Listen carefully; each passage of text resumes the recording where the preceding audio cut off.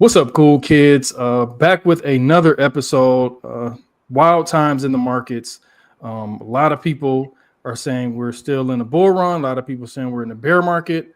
What's going on? We really don't understand what's going on. So I had to bring one of the most calm, sane people in the space to talk to the community and just talk to the people out here, man. So I had to bring Rob, Digital Asset News. Appreciate you for coming on as always. We appreciate everything you do for me, everything for the channel, man. What's going on with Rob? What's new with Rob?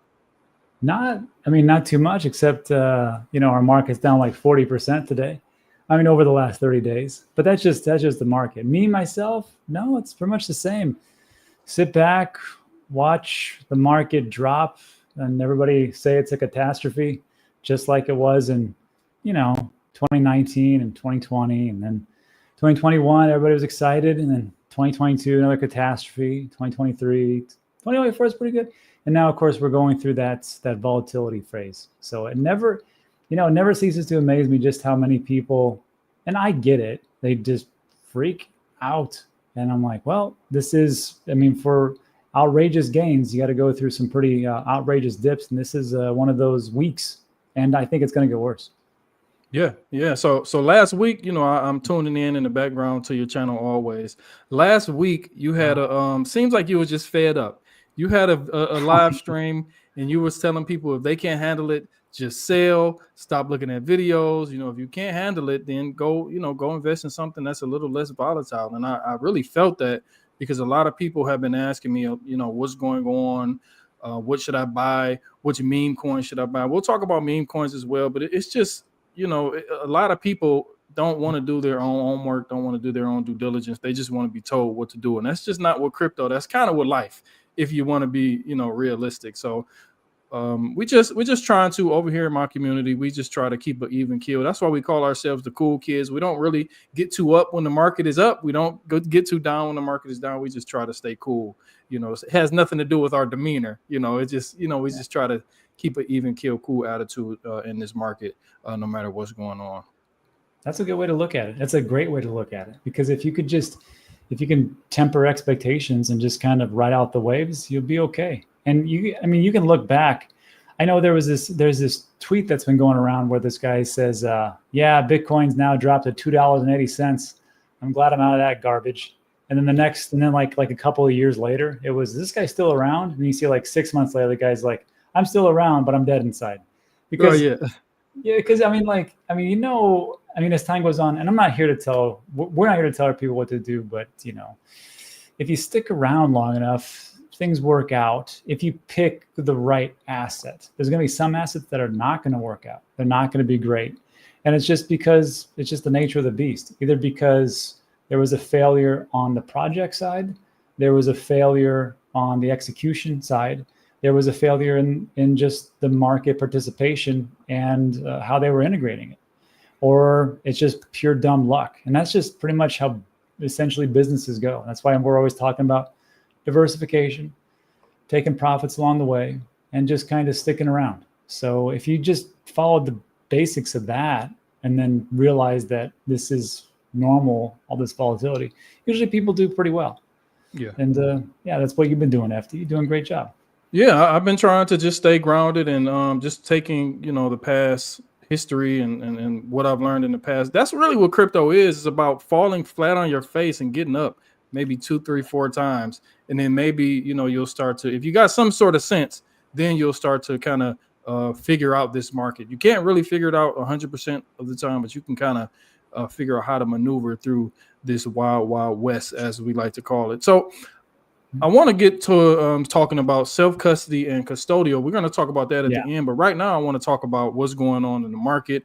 Bitcoin surprisingly is holding up fairly well as opposed to altcoins. Altcoins are getting decimated. I seen you post something about Sui earlier, and it's like you can't win with the Sui crowd. You can't win with the Solana crowd. It's just, these altcoin people are really, really, what's the cult? It's like a cult. These people with these altcoins are really like cultish when they, and that's what keeps you not making money in crypto, to be completely honest with you. I don't, I hate to rain on somebody's parade, but when you're just so a cult like with these communities, and that's okay.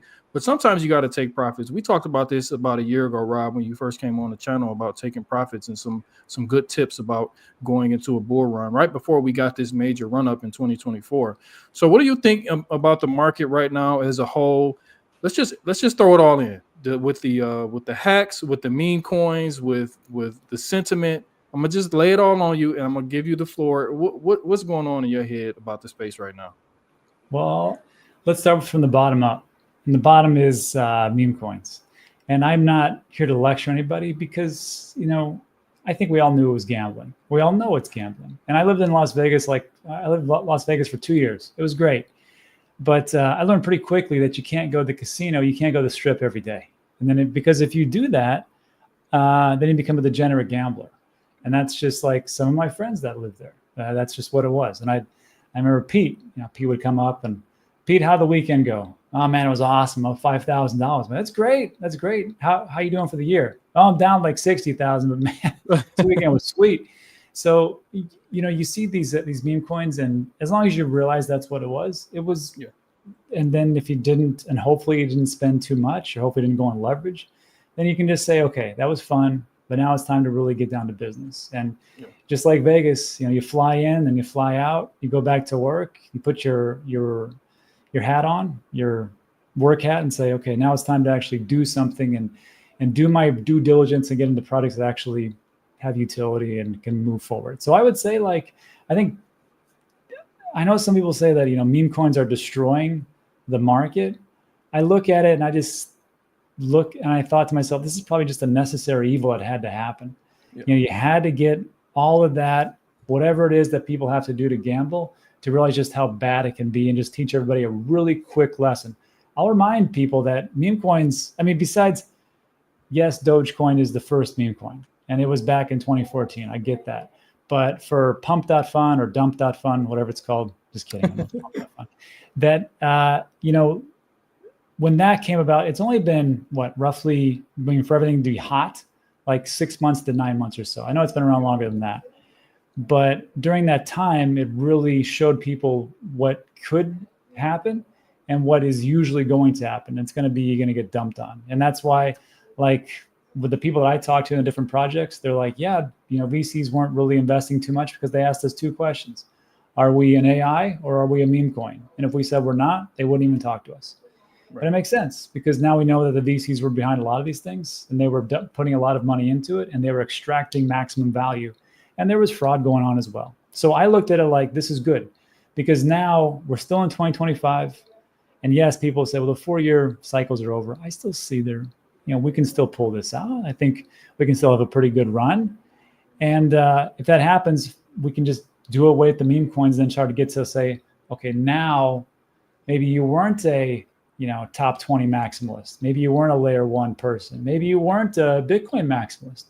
But as time goes on, I think, the cream rises the crop. And I think people look at this going, you know what, maybe it really is risk versus reward. And maybe I want to get into something a little bit more stable in the most unstable asset class that's out there, which is crypto and digital assets. So I think people are going to go to those products that work and they see as an appreciation and go from there. So I think it sucks now, but not too bad.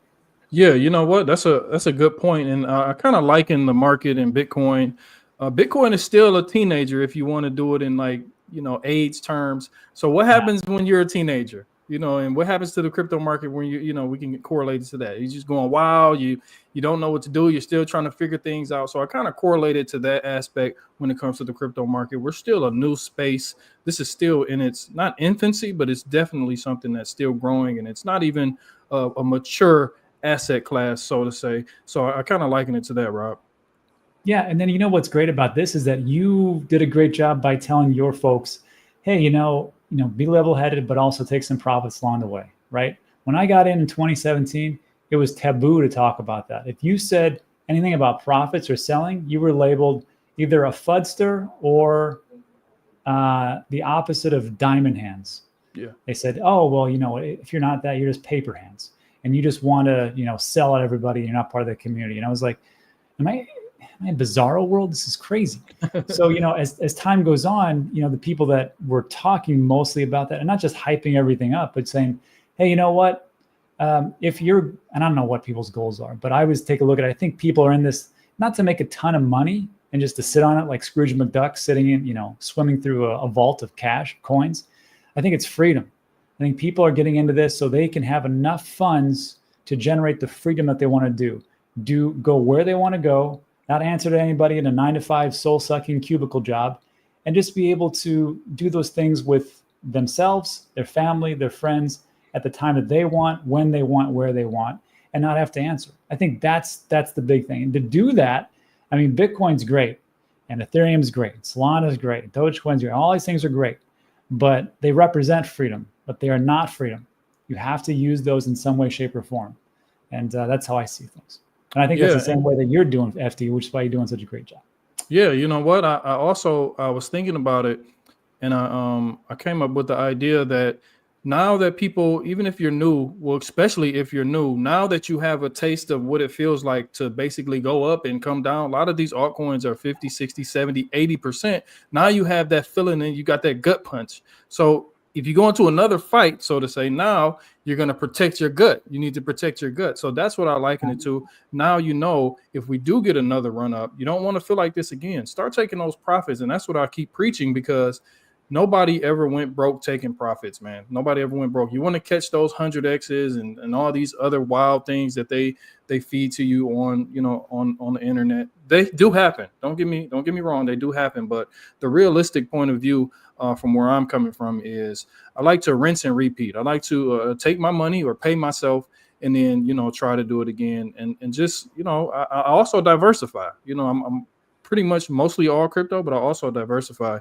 as well when it comes to different asset classes and kind of not even holding or preserving my wealth, but just the volatility. Sometimes I want to wake up and I want to feel like I've got some money. I don't want to wake up some days like today and just feel completely like, broke, but it's all good because I know what's going to happen longer term.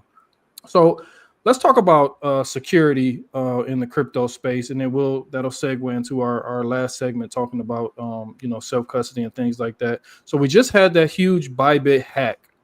Yeah. What are you thinking about this? Is this something that had to happen in order to get the security level up? Did somebody, we all know it wasn't a wallet hack or things like that, but what is the overall consensus now that we've seen something so huge become hacked or be hacked? Is this a good thing that, sometimes you need to get hit in the face in order to wake up, so to say? So what do you think about that? I honestly, just between us, I felt like this was going to be another Black Swan event. I thought this was going to be the next FTX, the next BlockFi, the next Celsius, the next Voyager. And I saw the same language being brought out. Don't worry, everybody. We were hacked, but your funds are safe. Stick with us. We'll have, we're going to resume. We're going to have these withdrawals, the ability to do that. And we're going to get everybody's money back. And I was like, oh, crud. This means that this is the next evolution. And we were doing so good. And then, I give my tip of the hat to the CEO of Bybit. He actually made it happen. And that 1.4 billion, which was hacked. And let's be honest, it's gone. If it's the Lazarus Group that was funded by North Korea, they don't get caught. And North Korea, Kim Jong-un is telling everybody, or not him personally, but North Korea is saying these guys don't exist. The people you are looking for do not exist. So there's no extradition, and there is no way they're going to get those funds back. They've already hacked WazirX. They've already hacked a couple of different crypto projects, and that money is gone. The crypto is gone. So 1.4 billion, and he was able to keep the withdrawals open because he did what Sam Bankman-Fried did not do, which was when he said that things were one-to-one backed, he actually didn't lie through his teeth. And that's why people were able to go there, take the withdrawals out. And I just saw a report. It wasn't 1.4 billion that was taken out. It wasn't like even. There was an extraction of $4 billion in 24 hours. If you did that in any, let's say Wells Fargo tomorrow, there's a rumor that they are insolvent some way, shape, or form. Something happened. If they had to run the bank, first of all, they don't have that cash. Every branch location doesn't have physical cash.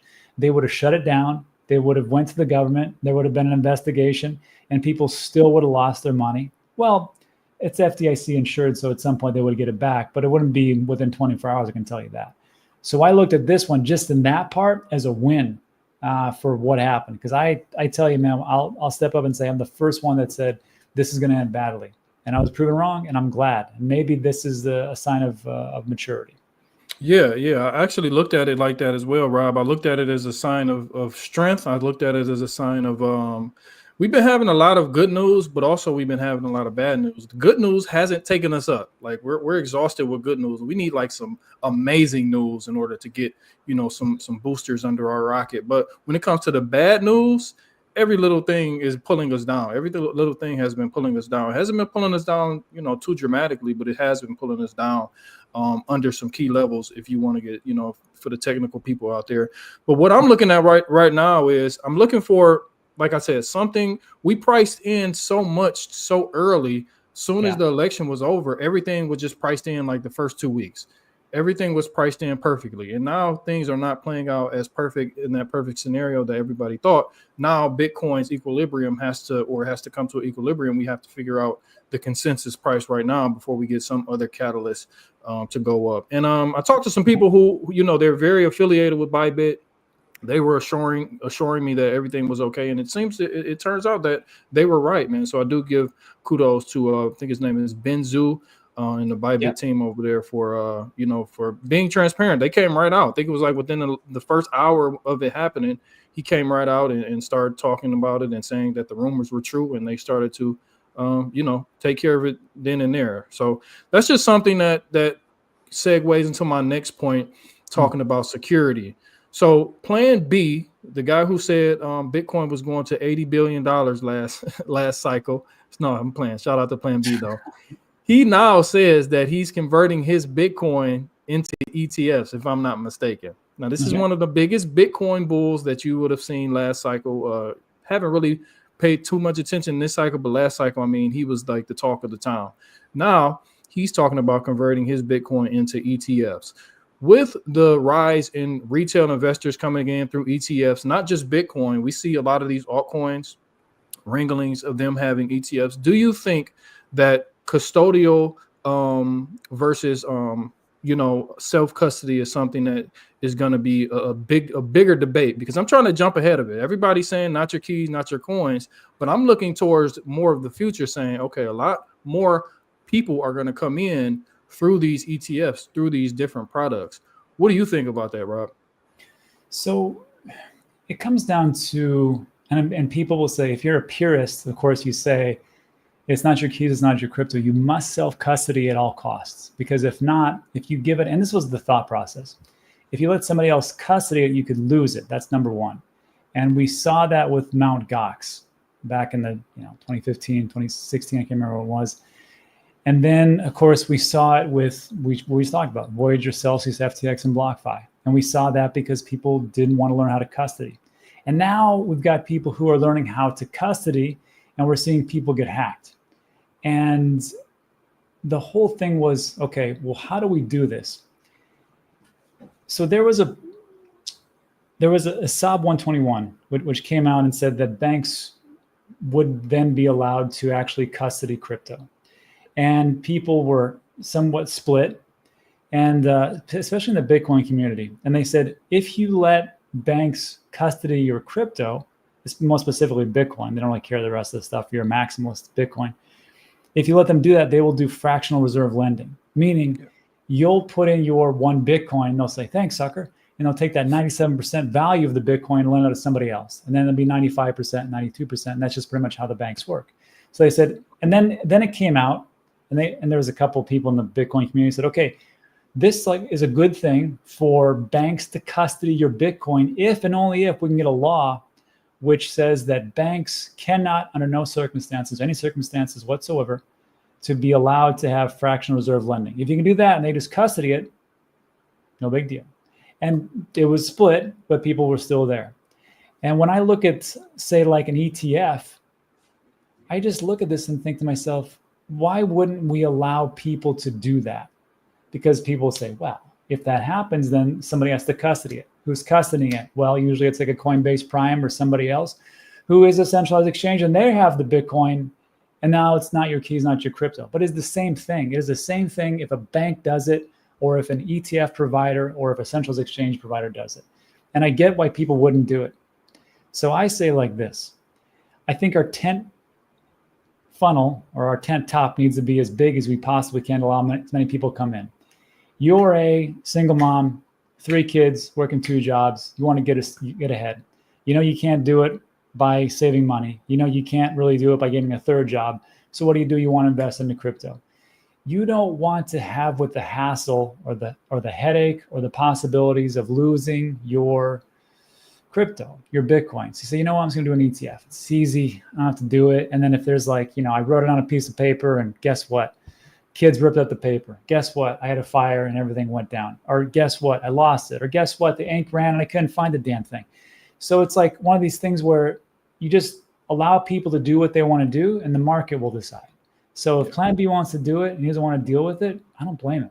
Because when I was taking a look at this Bybit hack, one of the things that stood out to me was, and correct me in the comments section, but we don't know 100% if it was an inside job, which some people are saying it is, or if it was because that Benzu from Bybit, the CEO, because it was a multi-sig wallet, 3 people had to sign it.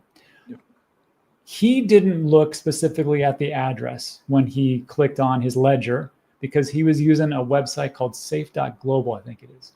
Yep. And so he didn't do it. But as I understand, the other 2 people did take a look at the address and they said it lined up.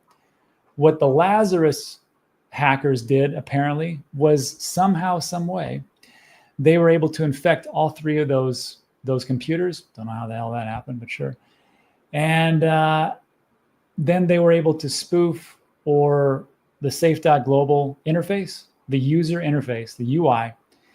It would look like they were inputting their destination wallet correctly, and one of those guys or gals probably double checked, not the last one, but they changed the underlying contract, the underlying smart contract, and it went, instead of going, oh, this is what's displayed, we're going to send it to some other place. So now extrapolate that and put that into your computer. You who are watching this video, I'm not even telling you this is actually a possibility. I'm just saying this is what some people are saying may have happened. You have malware because you have a Mac or a PC or whatever. You go to the Apple Store or the Google Play Store, or you have Brave browser or Google Chrome, and you have to download some type of attachment because you're doing this for, whatever attachment that you have. Don't tell me like you don't. You do that, it's malware. Now all of a sudden you're like, okay, I don't know I have malware. The hackers figure out that I have a ledger app. Why would I have a ledger app? It's because I have crypto. Great.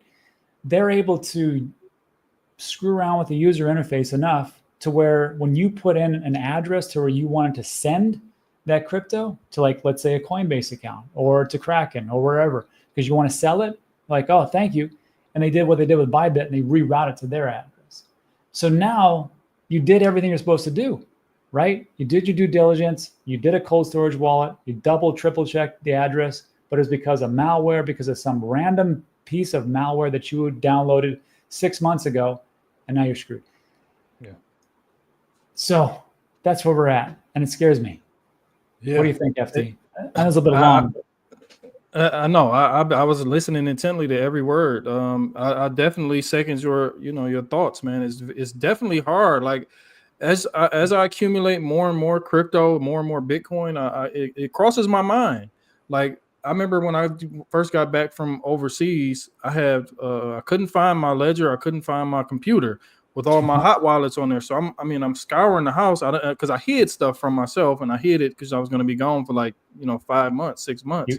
You hit it super well. You hit it so well, couldn't find it. Yeah. So when I got back, I'm like, okay, now I need to sell. I need some money. You know what I mean? I spent all my money. So I'm trying to find my stuff, and I couldn't find it.